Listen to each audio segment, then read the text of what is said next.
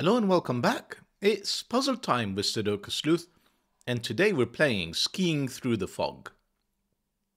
Well, skiing through fog. Now, the picture itself doesn't seem like it shows a lot of fog. You can see just in the background a tiny bit of mist, almost, rather than fog, which I think is more than good enough. I really wanted to sort of add Sleuth back into the pictures because, as I mentioned earlier, a lot of thumbnails recently, I really struggled to have a detective theme on it. So here we have Sleuth skiing down a mountain, a hill, probably chasing some sort of criminal or similar, and looking very confident doing it, despite the light mist, I'm going to say, that's in the photo. I'm nowhere near a practiced skier as Sleuth is here. I think the last time I went skiing was almost 20 years ago, 19 years ago to be exact. And I guess I enjoyed it so much that I went back regularly, as you can see. Let's take a look at the puzzle. What do we have in store today? Now, I am going to say that, the rules are lengthy, so lengthy that today I had to decrease the font size all the way down to 13. So I'm going to assume this is entirely unreadable on your screen, or very close to. Just going to remind you that the rule sets are in the description down below for you to be able to look at the rules and, of course, play along as usual. But I'll walk you through it because I think they're not intuitive. This is meant to be a one-star difficulty puzzle, but I think it will take most of the effort is essentially interpreting the rules and probably, hopefully, an enjoyable puzzle after that. Right, so Skiing Through the Fog by ElChiglia, I'm going to pronounce it as.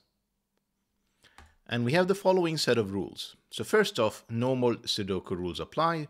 So that means fill the grid with the digits 1 to 9 appearing once in each and every row, such as this row, column, such as this column, and 3 by 3 box, such as this one. And the rest are all outlined with these black lines.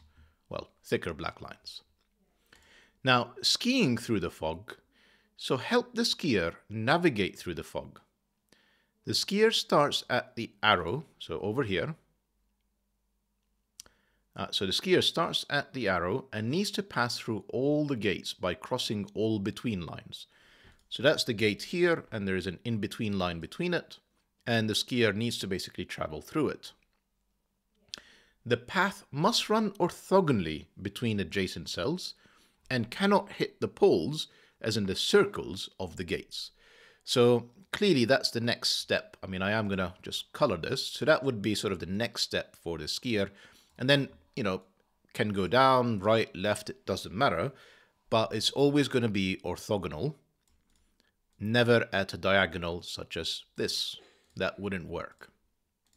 And it also, according to the rule set, the skier must pass through the gates. It doesn't work if you hit the gate. That wouldn't work either. So I can't turn here because that would be hitting the gate. Right, what else do we have? Furthermore, since we are on a steep hill, the path can only go left, right, or down, but never up, and it cannot visit any cell more than once. During his path, the skier performs turns, resulting in oscillating polarity of adjacent cells along the path, alternating between low, as in 1, 2, 3, 4, and high, as in 6, 7, 8, 9. So that was a lot to take in. So essentially, I'm interpreting this as, I'm going to use purple and orange for a moment because I don't know what's high and what's low, that the skier is essentially traveling sort of somehow across this hill, going right, left, down. Any of this is appropriate, but the skier can never go down, right, and then back up the hill.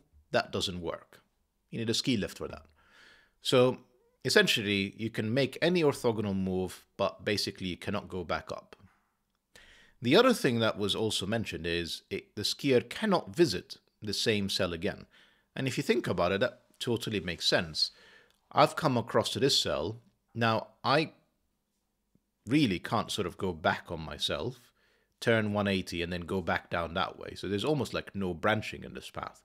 And obviously, if you move down and try and come round, you're going to have to go back up, and that clearly doesn't work either.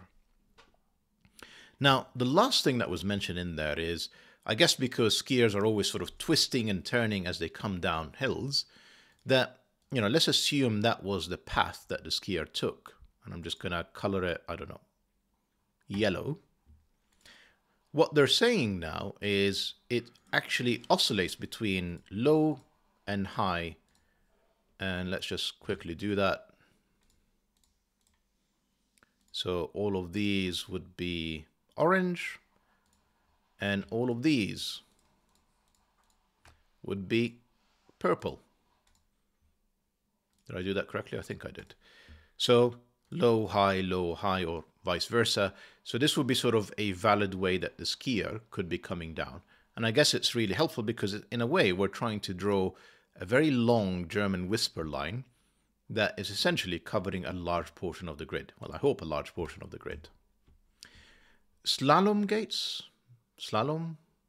Not sure I'm pronouncing that correctly. I've never really had to pronounce this word. Half tempted to actually look it up quickly to make sure I am pronouncing it correctly. So the gates act as between lines. So cells along the line containing the poles, so the circles of a gate, must have a value between those in the circles. Each gate is exactly one cell wide, so the one cell in between line. The line contains only one cell, yep. And additionally, each gate is numbered along the path of the skier, starting at 1. So in a way, we basically need to, so this would have a 1 on it because this gate is numbered and it has to have the number 1. Imagine there's another gate in here somewhere, kind of here, with a line between it, and then this would have to have a 2 on it. So the gates are numbered and they kind of help us figure out where the skier is going. But they're also acting as in-between lines. So whatever this digit is, let's just assume it's a 3, then I have a 1 in one of these two cells and something bigger than 3, and 4 would totally work fine. Had this been a 3, that would also be fine. Now, I didn't finish reading that last paragraph, but it also says one of the two circles must contain the respective number, and along the path the gates alternate between red and yellow. So this is the blue one. I actually did a kind of bad example here in picking blue. So this would be red. And then the next gate, whatever that may be, let's go here, that would be blue, and this would have to be with a 3 on it. Again, the digit that is next, that is part of the poles, depends on the in-between line, so we're going to need to figure out what these are. And one thing that's quite useful is over time, these gates are almost like coming narrower, if I think about it, because at some point the gate is going to be something ludicrous like 6. Yeah, but I can always have a low digit next to it. So even though I may end up with a high digit in here, the other one could be low, and I can therefore, it's not restricting. So ignore what I just said. That is entirely unapplicable. Right, let me clear all of this. That's maybe the easier way to clear it. Right, fog of war. The grid is partially covered by fog. When a correct digit is placed, the fog will be lifted from the surrounding cells. So this is pretty familiar territory for regular viewers of the channel. Now, if you imagine that this cell, for example, is a 1, then all of these cells around it that are covered in fog would be revealed. And I'm not going to demonstrate that because essentially I'd have to start solving the puzzle. So we're going to have to make correct deductions about all of these cells to be able to actually understand what else is in this fog that may help us solve it. 2 more rules before we wrap up. Kropki dots, well, not wrap up, before we can actually start solving. So Kropki dots, cells connected by a white dot contain consecutive digits, and digits in cells connected by a black dot are in a 1:2 ratio. So for example, and I really don't want to use an existing one, so I'm going to pick these 2 cells and make the assumption, I'm actually going to, that this is connected by a black dot.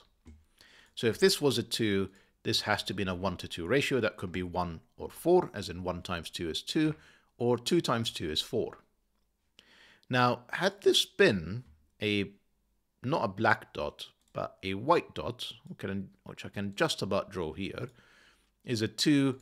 This would now be a 1, as in 1 plus 1 is 2, or 3, as in 2 plus 1 is 3.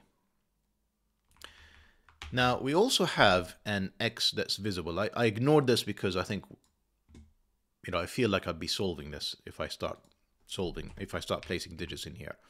Imagine that this digit was a 9. This is terrible, but is that even more visible? That is more visible. Then whatever this cell is has to be something that adds a 9 to a 10. So a 1 would be perfectly possible here, or the only possible solution here, because these two cells on aggregate must add up to 10. So that is plenty of rules. Quick reminder that they are in the description down below. And if you feel like you're skiing and you want to ski, you want to sort of demonstrate your skills twisting and turning, link in the description down below as usual. And with that said, I'm going to restart the clock and see how I get on. So I deliberately ignored this because I think, I would have almost like struggled to not put valid examples in here. Now, I immediately pencil mark this because I know that this can only be from 2 and 4. And how do I know that? Black Kropki dots can ever come in these types of sets, which I am writing down here in box 5. So they're either 1, 2, 4, and 8, as in 1 times 2 is 2, 2 times 2 is 4, 4 times 2 is 8, or 3 times 2 is 6. Now, whenever you have 3 cells that have to have unique digits, you know that it's not 3, 6, because that would be 3, 6, and then immediately back to 3, repeating the digits in the same column. It's not allowed. So this is from the 1, 2, 4, 8 group, and it's not from 5, 7, 9, because a 5, a 7, and a 9 can never be on black Kropki dots, because if you try and multiply them by 2, you'll get to 10 or higher, or if you divide them by 2, you will get to a non-integer number. Not allowed on normal Sudoku rules. So 2 and 4 on an X, this is going to be 6 or 8. And remember, one of these is a 1. That's where the gates are numbered. So that tells me this is not 1, 2, 4, 8. This is in fact 2, 4, and 8. And therefore these are not 4. This is a 4. This is a 6. And it reveals a little bit more of the grid. This has to be higher than 6. So this is either a 1, 7, or 9. 8 is not available. We already pencil marked that. This is 1, 7, or 9. And then there is some sort of gate that we can sort of see into the distance here. And because we know all of these gates are are only 1 cell apart, 1 cell wide, then I know that there is a circle in here, there's a circle there, and there's 1 in-between cell in between them. Now, why is this helpful? Because we know that these gates are numbered. So this is 1. One of these 2 cells has to be 2. I can tell you, it's not that one. Got 2 and 8 in here. That's a 2. Excuse me, 2. And I am gonna, because that's not really readable. Then this is 1 or 3 because it's on a white dot. It's got to be consecutive. And let's not forget about our skier. The skier is oscillating between low and high digits. And I'm fairly sure the skier is continuing straight. And why do I say that? Because this is a high digit. The next step in the skier has to be a low digit.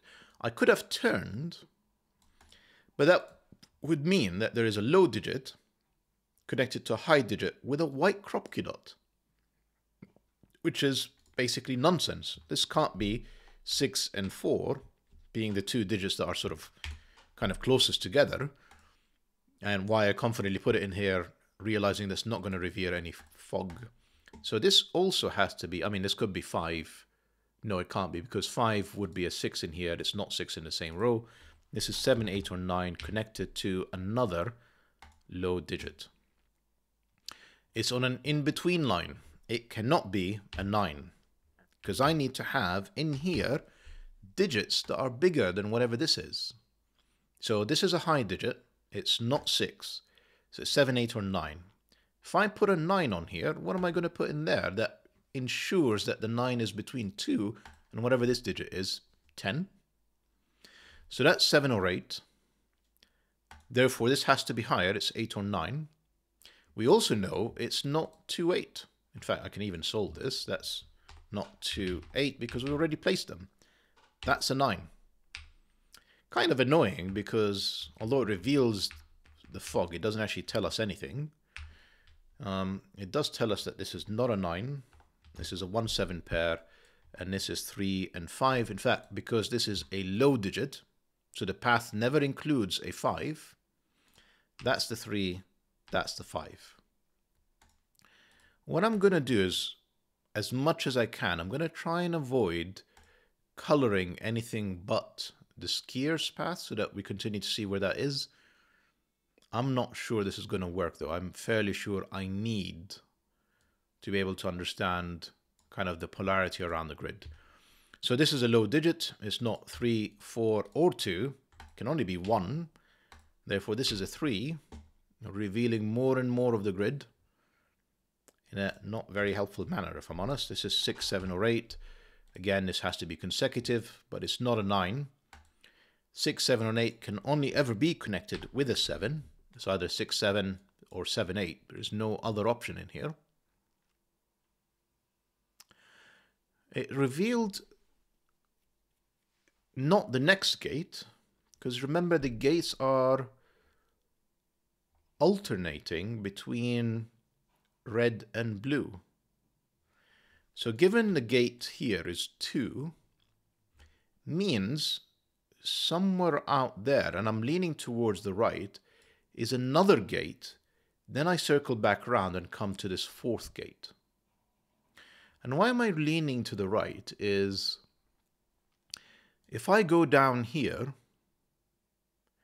I can't avoid taking this next cell.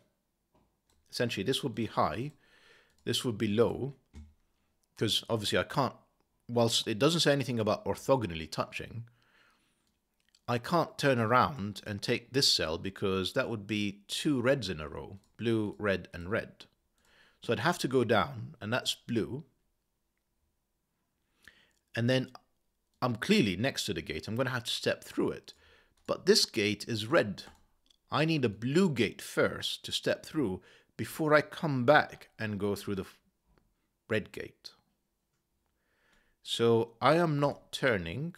I am continuing on straight, at least this much. And then somewhere between these cells is another gate, actually most likely in here. Because how else am I going to come back and get through there? The only way I can do it is basically something like this. And everywhere else, I think, breaks the rules. Because I can't go up, can't travel at a diagonal. If I go down here, if I go down here, I still need to go through a gate. And I was thinking there could be a gate in here, and yes, I can step through it. But then I'd have to go around the gate, and I won't be able to fit through this one. I'll have to go at a diagonal. So I am very certain that there is a gate in here that's blue that looks like this. And therefore, this is another red cell, and I've done essentially all of the colors. This has to be a 5. I'm pretty certain there's no other way around it. But rather than sort of take that risk, I mean, I am very certain I am going to just place it. That's a 5. And there you go. That's the gate revealed. Yeah, it's definitely where I said it would be. And therefore, this is a 2. This has to have a 3 on it. Remember, this is gate 2. This is gate 3. This is gate 4. And I am stepping through it exactly as I described. Lovely.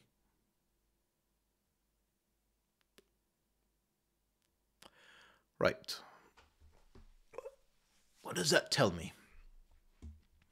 Tells me that there is a 5 in here.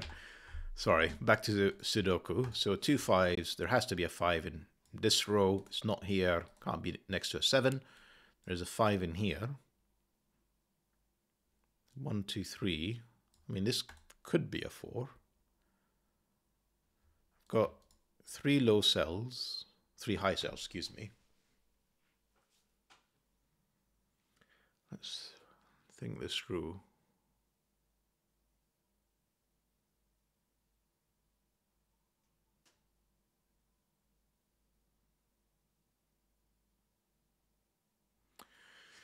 It'd be very helpful if I actually can... Oh, hang on. No. This is an in-between. And I already have a 3.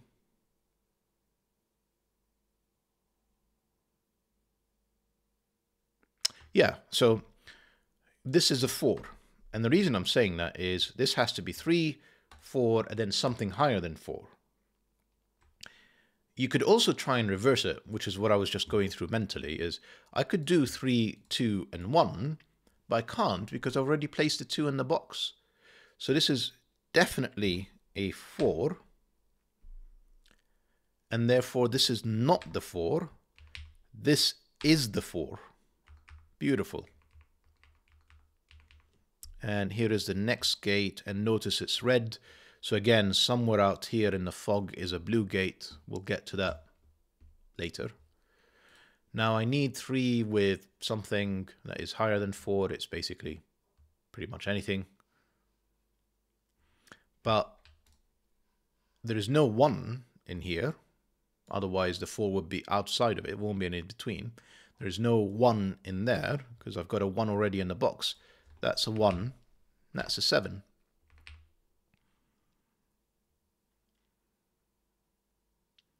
I say proudly, thinking, well, more importantly here, 4s, that's a 4. That's to complete the row, 1, 6, and 9. This is 7 or 8. I've taken the 6 and 9 up here, that's 7 or 8. That's a 9. And this is 3, 7, or 8 again. Now, this can't be a 5.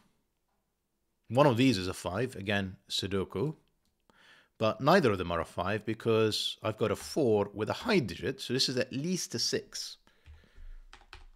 And I've stopped at 7 because if I put an 8 in here, and given the fact that I have a 9 in the column, I'm not going to be able to contain it. So that's not an 8, that's 6 or 7, and this has to be higher than whatever this digit is. So this is 7 or 8, and it's not 5, that's the 5. Now, it might not seem it, but I actually have, well, I mean, it's a 3, 7, 8 triplet. It's just I was thinking one of them is a 3, the other is a 7, 8, that's a 7, 8 pair.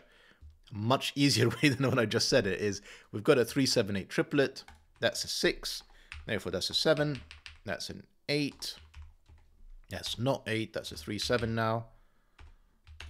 And therefore this is 8. Not helpful because it doesn't restrict my 6 or 7 in here.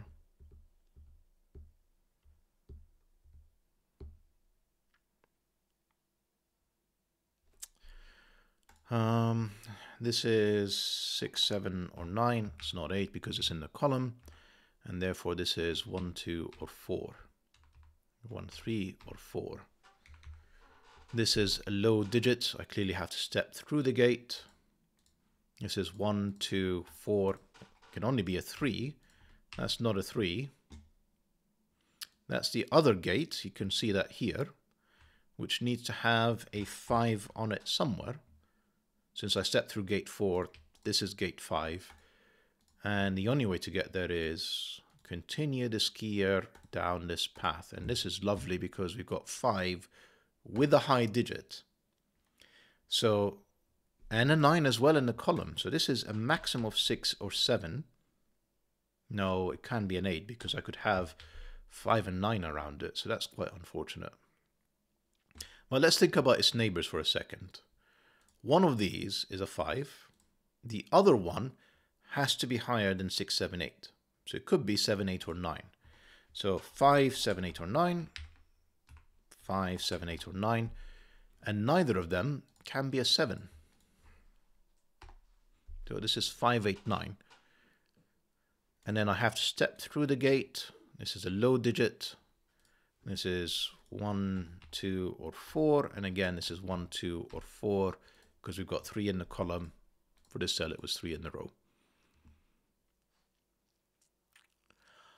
And I know where the 5 is. Think about row 4 for a moment. I need a 5 in it, and all of these are not 5s. So there's a 5 in here, in one of these two cells, meaning that's not the 5. That is the 5. That reveals a bit more of the grid for me. I've got all 4 low digits. I need 3 high digits. I have 3 high digits. I need 1 more in here with the 5, which I have no idea what it is.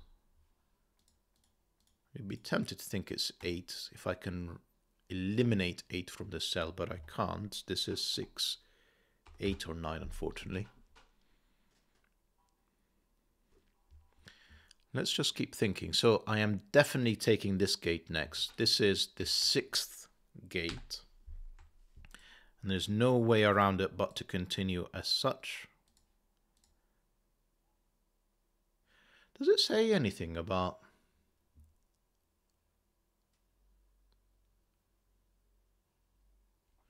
the skier?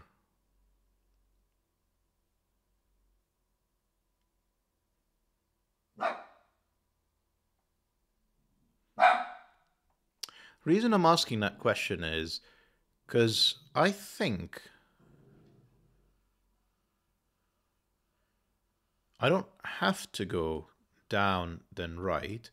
I could also go right down right. And there's nothing wrong with that as far as I could tell.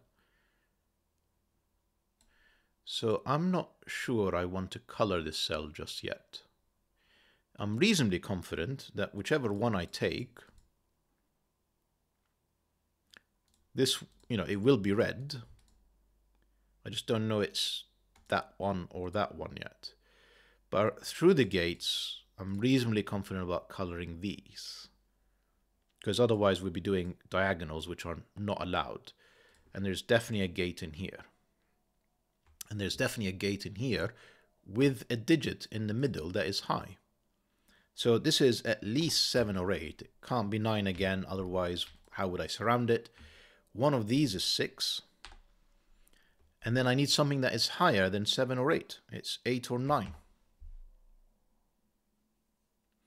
And notice in this column now, where does 4 go? It's not in these 3 cells. It's not in here where it's already right next to it. That's a 4. 3 and 4 are looking at this cell. That's 1 or 2. And this is 1, 2, or 3. And this is a high digit because I already placed 1, 2, 3, and 4. So this is 6, 7, 8, or 9. And there appears to be no restrictions on it. So it is any of these. But what it does give me in box 5 is all 4 high digits. And it forces these to be low. I am going to delete the color, but essentially these are a 1-2 pair. And therefore the skier is definitely going down because I need to get to a red cell next, not another blue. So that is red. That's a 1-2 staring at this cell. Therefore that's a 4. That's not a 4. I've got 1, 2, and 4 staring at a black Kropke dot. This is clearly not 1, 2, not 2, 4, and not 4, 8. This is 3 or 6. And I know the order because of this 6. That's a 3, that's a 6. Therefore, this is not the 6. This is the 6. And that's not a 6. One of these is a, one of these is a 6 because I know I need a 6 in box 5 and it's not these two. Therefore, this is not a 6 either, and this is not a 4. I have a 1-2 pair now, meaning that's a 4. How did I lose the 6? I lost the 6. Because it can't be in here. And when I lost the 6, I had to lose the 4, creating the 1-2 pair. But why? And this is not 8. So this can only be 9-1. I just wasn't keeping up with my pencil marks, rather than I made a mistake. So that's a 1, that's a 2, that's not a 9. This is 5 with 7 or 8. Because it's not 9 and it's not 6 where I have to have 1 in there. It's 5, 7 or 8. Tidy this up. That's not 8. That's not 7. That's not 6. So that's 1, 2. Oh, that's a 1. I was thinking I have all 4 high cells between these, and I do. I was just missing the 1. We've got 3 high cells. The last remaining one is a 6 that's in here, alongside a 2 and 3. So that's 2, 3, 6. Look at this 9, eliminating the option of 9 here as a possibility. Therefore, that's a 9. Not helpful because that's still open to being 7 or 8. It doesn't actually help me resolve any of these. But I've got 1, 2, 3, 4. I need 5, 7, and 8 in here. Tidy up the pencil marks. Not a 2. Okay.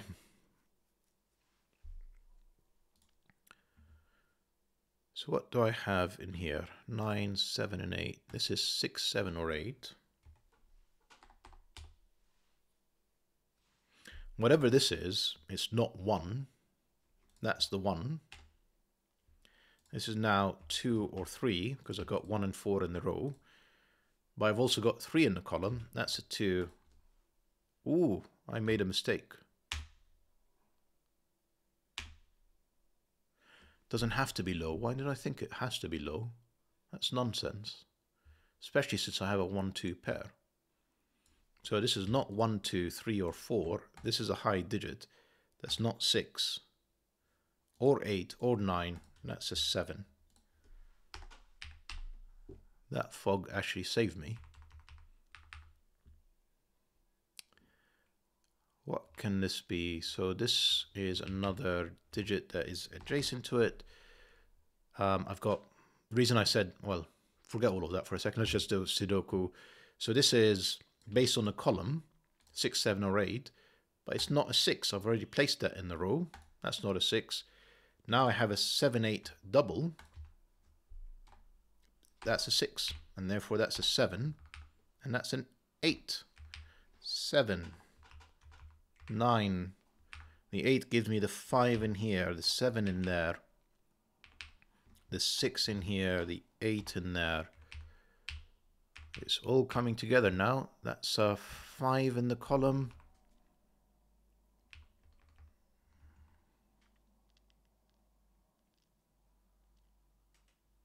Seven, come on, Sleuth. 8.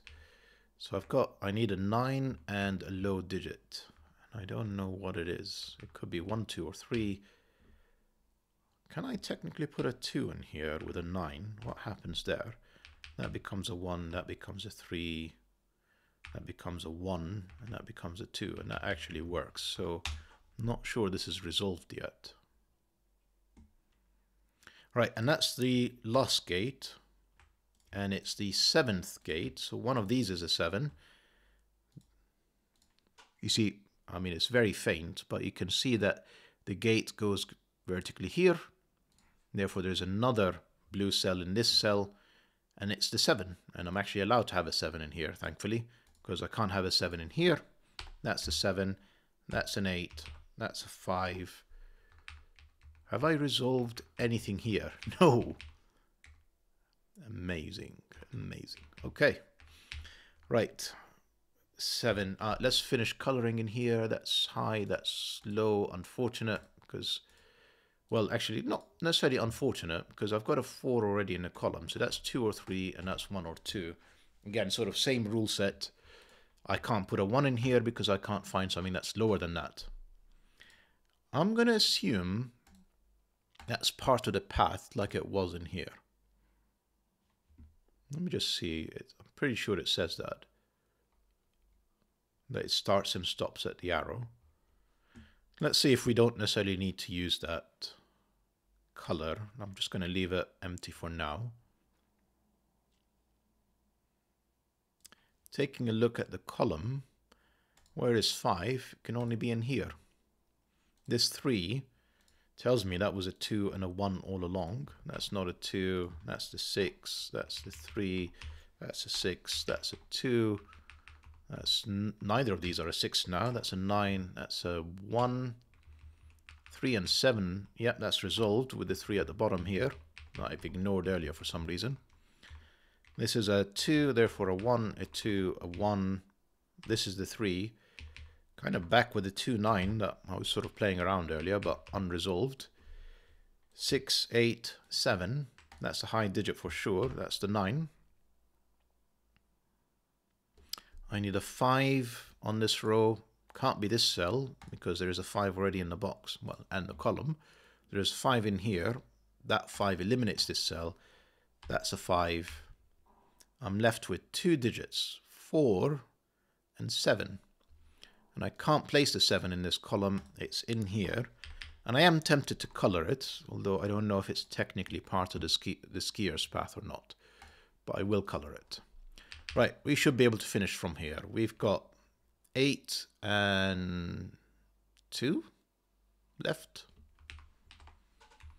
And we have 3 and 9 left. I know where the 3 is. That's a 3, that's a 3, that's a 9, that's a 2, that's a 9, that's a 2, that's an 8. I need 4 in here, plus 8. And if I've not made any mistakes, a 6 for today's solution.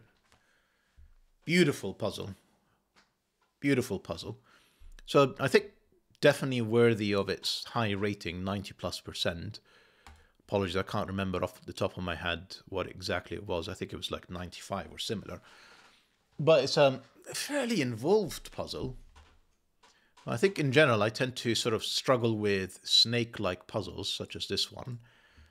But if you just somehow internalize all of these rules that I had to put in such incredibly small font, you can just sort of breathe through it in a way, unlike skiing.